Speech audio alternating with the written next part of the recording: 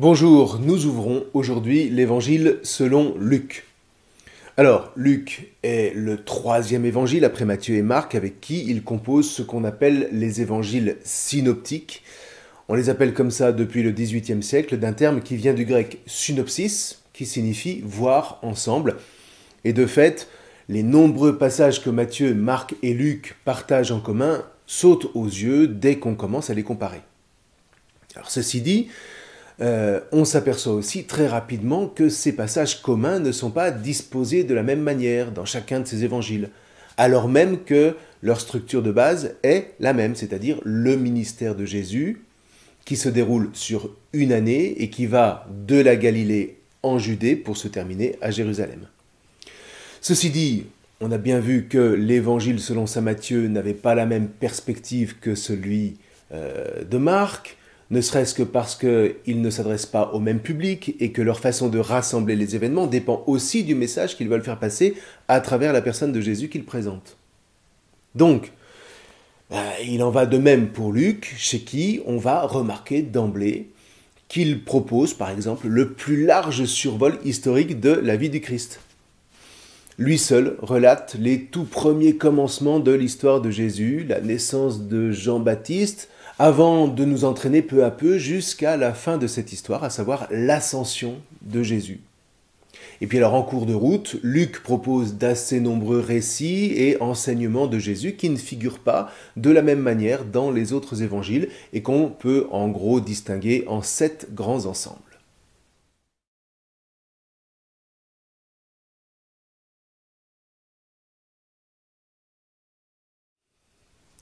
Le premier ensemble concerne le projet que Dieu poursuit à travers l'histoire et qui trouve son accomplissement en Jésus. Alors je vous parle de projet, mais le terme utilisé d'habitude est celui du dessein de Dieu, ou si vous êtes protestant, du plan de Dieu, c'est la même idée. Le projet donc que Dieu poursuit depuis la fondation du monde occupe une place essentielle dans l'évangile selon Luc, tout comme dans le livre des Actes des Apôtres dont il est aussi l'auteur.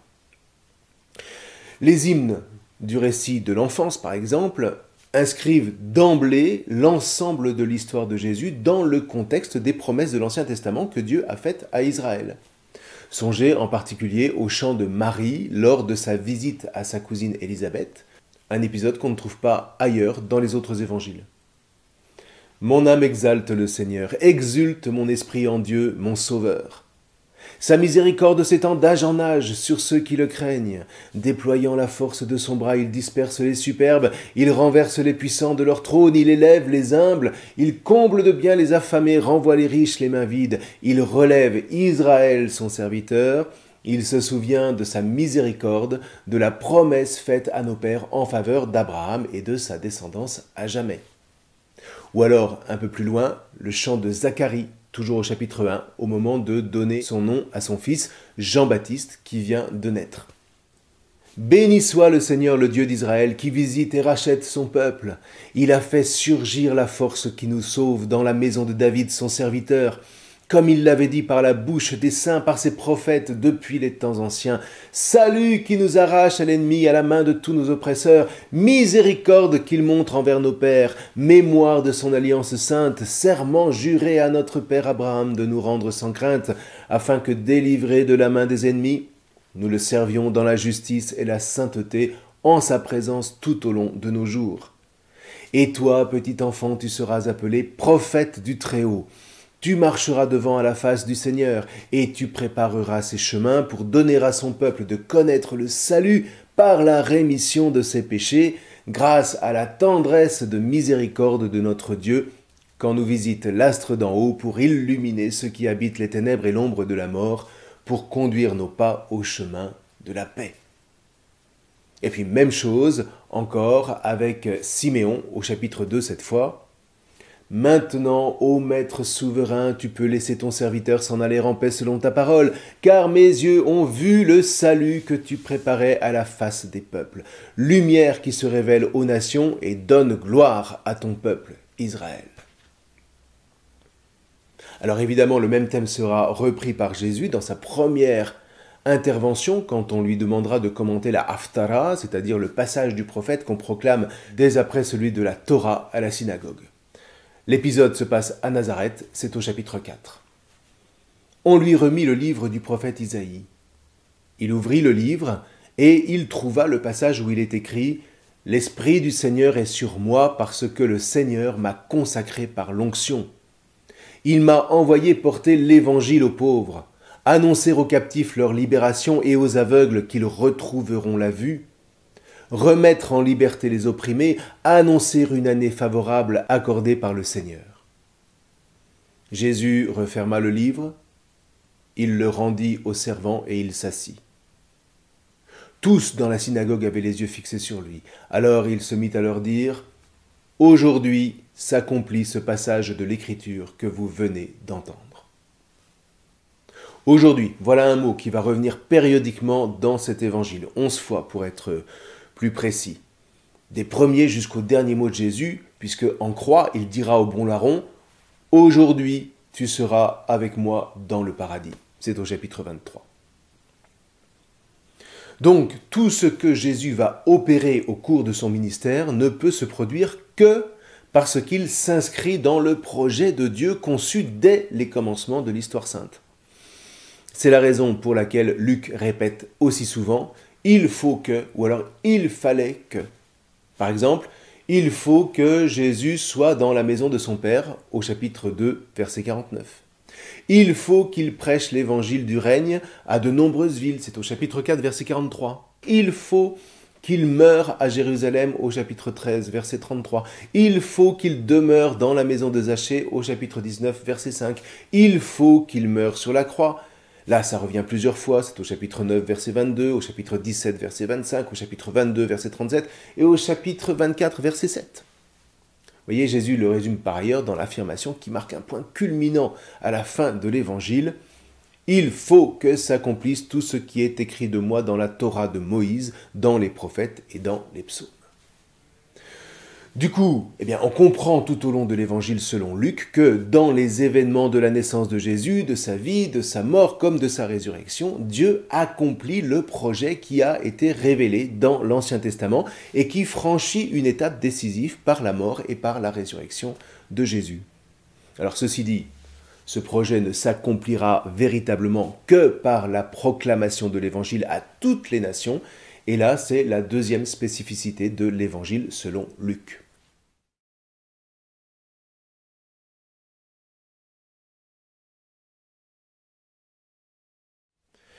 L'accomplissement du projet de Dieu nous offre en gros la structure générale de l'Évangile selon Luc. Reste que ce projet ne vise rien de moins que le salut du monde entier.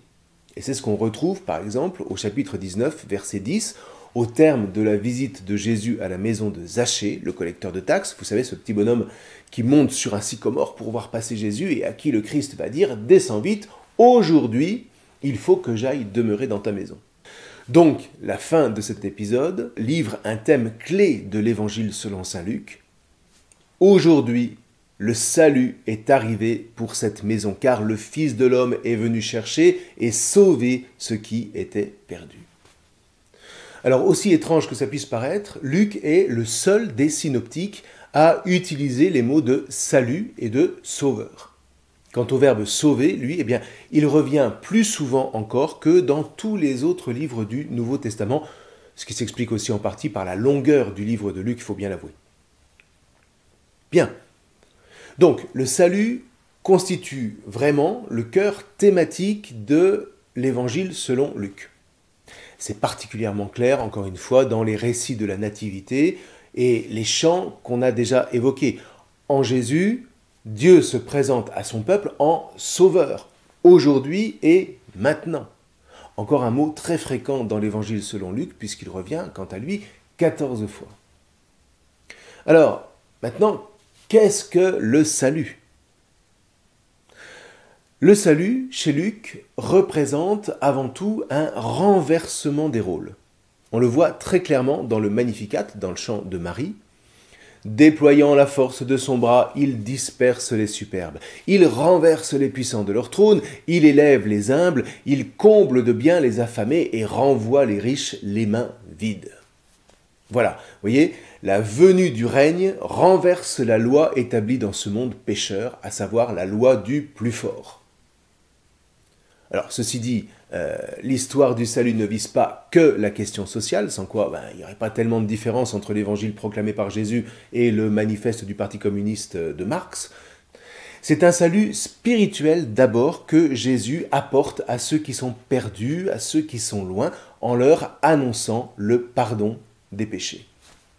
Alors bon, on pourrait se dire que c'est bien joli tout ça, mais il n'y a pas que le spirituel dans la vie. Certes, sauf que si vous voulez vraiment faire grandir ce monde, eh bien ça commence par le spirituel. Et le reste suit du point de vue social, politique ou économique.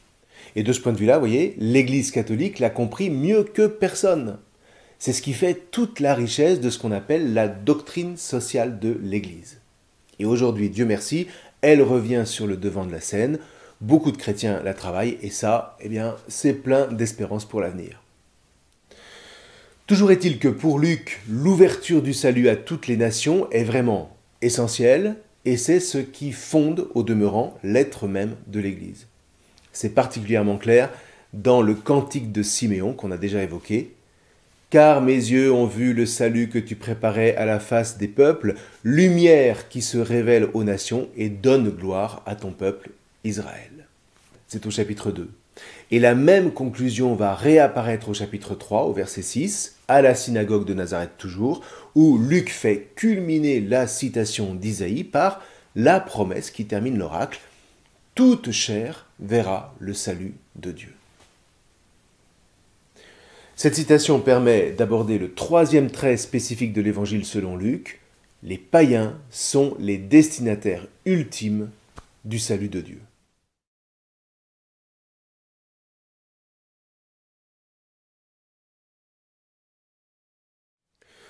Luc n'ignore évidemment pas le peuple juif. Alors attention à cette tendance due à l'ignorance coupable qui consiste à croire que le Nouveau Testament remplacerait l'Ancien. Vous voyez, de telles erreurs, ou plutôt de telles fautes, sont gravissimes parce que ce sont elles qui, par exemple, ont fait traiter le peuple juif de peuple déicide, c'est-à-dire meurtrier de Dieu par des moines complètement habités par la haine à l'époque des croisades et qui ont semé dans le cœur des chrétiens un sentiment d'antisémitisme qui est juste incompatible avec la vraie foi. Je vous livre ici ce qu'en disait un grand homme de l'Église contemporaine, le cardinal Aaron Jean-Marie Lustiger, lors d'une retraite, c'était en 1979. L'antisémitisme chrétien apparaît non pas comme un problème particulier de racisme parmi d'autres, mais en vérité comme un péché dont l'énormité est significative d'une infidélité profonde à la grâce du Christ. Les Juifs ne sont ce qu'ils sont que dans la mesure où ils sont les témoins de l'élection. Leur rejet est, de la part des chrétiens, une appropriation abusive ou blasphématoire de l'élection. C'est refuser concrètement la réalité du don de Dieu, des chemins de Dieu. Vous voyez, ces propos n'ont rien perdu de leur actualité. Donc, Luc, en promouvant le salut apporté à toutes les nations, ne jette certainement pas le peuple juif à la poubelle. Ce serait contraire, encore une fois, à tout ce que Jésus a prêché pendant sa vie publique. Mais il n'en reste pas moins qu'il se fait le porte-parole de l'accomplissement de tout le projet divin, à savoir, à travers l'élection d'Israël, le choix d'un peuple particulier, c'est bien le salut de toutes les nations, et non pas simplement celui d'Israël, qui est visé. Et c'est ce qui fait la portée universelle, catholique au sens littéral du terme, du message chrétien dans le monde. C'est ce que Luc exprime par exemple dans la généalogie de Jésus qu'il présente différemment de celle de Matthieu. Autant Matthieu veut montrer que Jésus s'inscrit dans la lignée d'Abraham par David, autant Luc, lui, fait remonter l'ascendance de Jésus jusqu'à Adam. Autre exemple, encore une fois, dès le début, à la synagogue de Nazareth, Jésus rappelle la grâce manifestée par Dieu à l'égard de la veuve de Sarepta, c'est au Liban, et puis de Naaman, c'est un Syrien. Plus tard, Jésus va féliciter la foi d'un centurion romain, c'est au chapitre 7, versets 1 à 10. Il fera d'un Samaritain, rappelez-vous que les Samaritains sont honnis par les Juifs de cette époque, le héros d'une des paraboles les plus célèbres de tous les temps, c'est au chapitre 10, versets 30 à 37. Eh bien, tout ça, vous voyez, entre autres, prépare le chemin de la grève des païens sur l'olivier franc du peuple d'Israël, pour parler comme saint Paul, et que Luc se donnera beaucoup de mal à mettre en lumière dans le livre des Actes des Apôtres. Ceci dit, il y a aussi chez Luc une attention toute particulière aux humbles.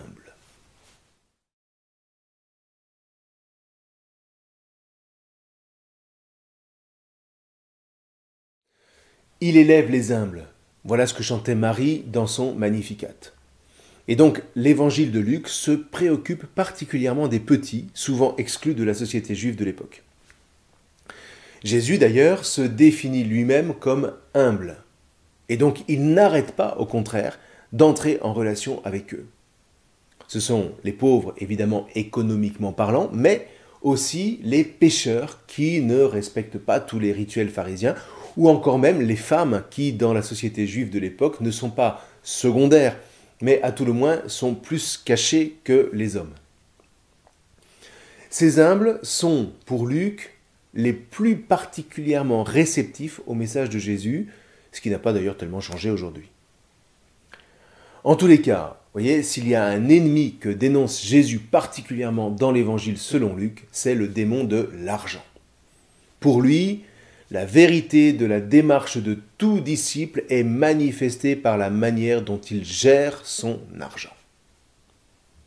On trouve chez Luc un certain nombre de passages qui lui sont propres et qui concernent précisément ces questions de gestion pécuniaire. Ce sont par exemple les avertissements de Jean-Baptiste, c'est au chapitre 3, versets 10 à 14, la parabole du riche insensé, au chapitre 12, versets 13 à 21, la parabole du gérant habile, au chapitre 16, versets 1 à 13, la parabole du riche et du pauvre Lazare, toujours au chapitre 16, cette fois versets 19 à 31. Et puis, à nouveau, la rencontre de Jésus avec Zachée, au chapitre 19, versets 1 à 10. Tout ce que j'ai volé aux pauvres, je leur rendrai 4 fois plus. Alors, ceci dit, Jésus ne se contente pas non plus de dénoncer uniquement les dangers des richesses. Ce qu'il vient apporter, c'est la miséricorde et le pardon de Dieu qui seuls permettent de se libérer de la loi de l'argent dont nous faisons aujourd'hui particulièrement les frais dans notre monde dominé par la finance. Du coup, eh bien, ça nous oblige à bien entendre que aujourd'hui, comme au temps de Jésus, c'est cette miséricorde qui constitue la porte de sortie de l'impasse dans laquelle s'est engouffré notre monde. Et ça n'est certes pas le moindre message qu'il nous faut entendre, vous et moi, pour le mettre en pratique.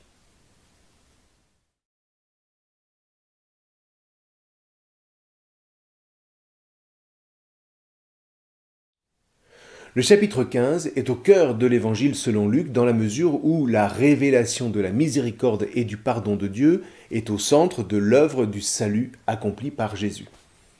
Alors ce chapitre développe 3 paraboles qui rejoignent tout homme. Celle de la brebis égarée, celle de la pièce d'argent, et puis celle du fils prodigue, tous perdus et retrouvés. Ces 3 paraboles qui sont propres à Luc proclament la miséricorde de Dieu qui trouve sa joie à pardonner tout homme qui revient vers lui et qui retrouve par là le chemin de la liberté et de la vie. Alors encore une fois, ce thème est largement présent évidemment dans l'Ancien Testament, mais Jésus est là pour révéler la miséricorde comme le seul chemin d'accès ouvert pour marcher à la rencontre du Dieu Sauveur. Dans les 3 cas, la joie de Dieu est destinée à se communiquer. Pourquoi ? Eh bien parce qu'en Dieu, il y a des émotions, et les émotions, qu'elles soient humaines ou divines, nous dit-on, sont faites pour être partagées. Et oui, on retrouve la même dynamique dans la parabole du bon samaritain, où celui-ci associe l'aubergiste à son geste de miséricorde qui, cette fois, s'est exprimé en venant au secours du voyageur gravement blessé sur le chemin qui allait de Jérusalem à Jéricho en plein désert de Judée. Et c'est en ce sens que Jésus appelle ses disciples à agir eux-mêmes avec miséricorde, comme le signe distinctif de leur appartenance à Dieu. Soyez miséricordieux comme votre Père est miséricordieux. Pourquoi ? Et parce que c'est la joie qui est à la clé de cette miséricorde. Alors par ailleurs, cette miséricorde est aussi le signe de ce qu'on appelle la grâce, au sens de gratuité si vous voulez. La grâce de la miséricorde qu'on reçoit en se mettant à l'écoute des paroles de Jésus. Alors, un de mes vieux professeurs, celui qui m'a le plus marqué, je l'avoue, le père Jean Radermakers, qui a écrit, à mon sens, les meilleurs commentaires évangéliques encore à l'heure actuelle, disait que l'évangile selon Luc, c'était l'évangile de la grâce de Dieu. Et de fait, Luc a vu des Grecs accueillir cette proclamation et mettre leur foi dans le Christ. Lui-même se reconnaissait dans ces mots de saint Paul aux Thessaloniciens: « L'évangile que nous annonçons n'est pas advenu envers vous comme une simple parole, mais il a manifesté sa puissance en plénitude dans l'Esprit Saint. » Donc vous voyez, on n'est pas étonné que Luc mette l'accent sur la première place que doit occuper la parole de Dieu dans la vie des chrétiens, comme le montre par exemple la visite de Jésus chez Marthe et Marie, c'est au chapitre 10, versets 38 à 42, ou la rencontre de Jésus avec les disciples d'Emmaüs, au chapitre 24, versets 13 à 35. Vous voyez, la meilleure part dont Jésus parle à propos de Marie, la sœur de Marthe, consiste à placer au cœur de sa vie l'écoute de la parole de Jésus pour vivre de la miséricorde et puis la transmettre. Autrement dit, Jésus est la part de choix que le chrétien doit faire sien dans la mesure où sa parole est la pleine lumière qui va les guider dans leur vie en accueillant précisément Jésus comme le compagnon sur la route de la liberté. Et donc, pour Luc, l'évangile transmis et proclamé au sein de la communauté chrétienne est une présence gracieuse et un compagnonnage avec le Christ. C'est la raison pour laquelle, très souvent, Luc va parler de marcher, de faire route avec Jésus. Un compagnonnage qui aide à discerner le sens des événements et le rôle que Dieu y tient. C'est une présence qui inspire une manière de vivre dans la foi, l'espérance et l'amour. Dit autrement, donner dans sa vie la première place à la parole de Dieu, c'est inscrire son existence dans une relation de dialogue avec Dieu, un dialogue qui s'épanouit dans la prière.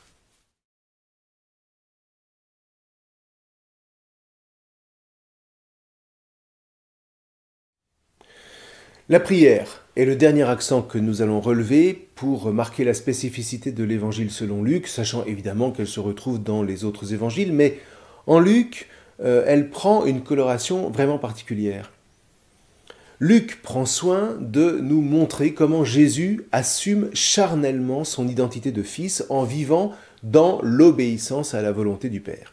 Il est l'homme avec un grand H, Adam, tel qu'il a été désiré et créé par Dieu dès la fondation du monde, qui dit un oui franc et massif à la miséricorde de Dieu.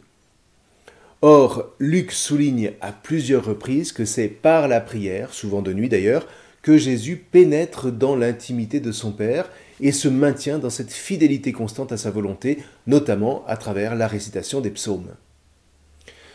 Sa présence au Père dans la prière est par ailleurs si communicative qu'un jour, ses disciples vont lui demander de leur enseigner comment prier. Et Jésus alors de leur apprendre le Notre Père, c'est au chapitre 11, les versets 1 à 4, une prière pleine de réminiscences de l'Ancien Testament. Alors ceci dit, Luc offre aussi d'autres prières dans son évangile qui sont de vraies perles, notamment dans les récits de l'enfance dont on a parlé au début de la vidéo. Alors pour terminer, il faut aussi dire quelques mots sur la manière dont Luc va rapporter les épisodes de la Passion et de la résurrection de Jésus.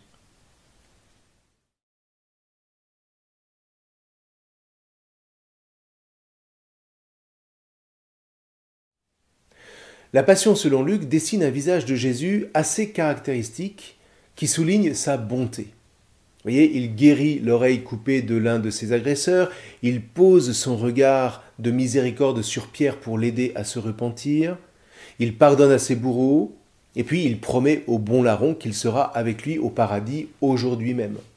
Autant de précisions qu'on ne trouve ni dans Matthieu ni dans Marc. Par ailleurs, dans la nuit de son arrestation, Jésus est conduit chez le grand prêtre, où ne se déroule aucun interrogatoire, aucun jugement. Et même dans un premier temps, Pilate comme Hérode Antipas, dont Luc est le seul à nous raconter l'entrevue, vont le déclarer innocent. Alors finalement, Pilate livre Jésus, et pendant le trajet qui mène au calvaire, Jésus va faire un court discours qu'on ne trouve là encore nulle part ailleurs. Si on écoute les paroles de Jésus en croix, eh bien, il n'est fait mention d'aucun cri. Luc supprime même la parole « Mon Dieu, pourquoi m'as-tu abandonné ?» Sans doute parce que cette citation du début du psaume 22 ne serait pas comprise par ses lecteurs et les choquerait. Par ailleurs, alors que tous insultent Jésus dans Marc, eh bien Luc, lui, oppose d'un côté ceux qui l'injurient, c'est-à-dire les chefs, les soldats, et puis l'un des deux malfaiteurs, aux autres, c'est-à-dire le bon larron, et puis le peuple qui regarde, avant de repartir en confessant son péché. Vous voyez, tout ça ne se trouve que dans Luc. Alors ceci dit, ce que Luc met plus que tout en avant dans ce passage, c'est la justice de Jésus. Pilate et Hérode Antipas, on l'a dit, proclament son innocence, tout comme le bon larron crucifié avec lui. Et quand le centurion confesse sa foi juste après la mort de Jésus, il ne dit pas « vraiment cet homme était le Fils de Dieu », mais « vraiment cet homme était juste ». C'est au verset 47 du chapitre 23. Le juste persécuté du prophète Isaïe qui est si présent dans cet évangile à travers la figure du serviteur souffrant. Pour terminer, disons que Luc insiste sur la difficulté de croire en Jésus Sauveur. Alors ceci dit, il secoue les disciples après la résurrection face à leur incompréhension.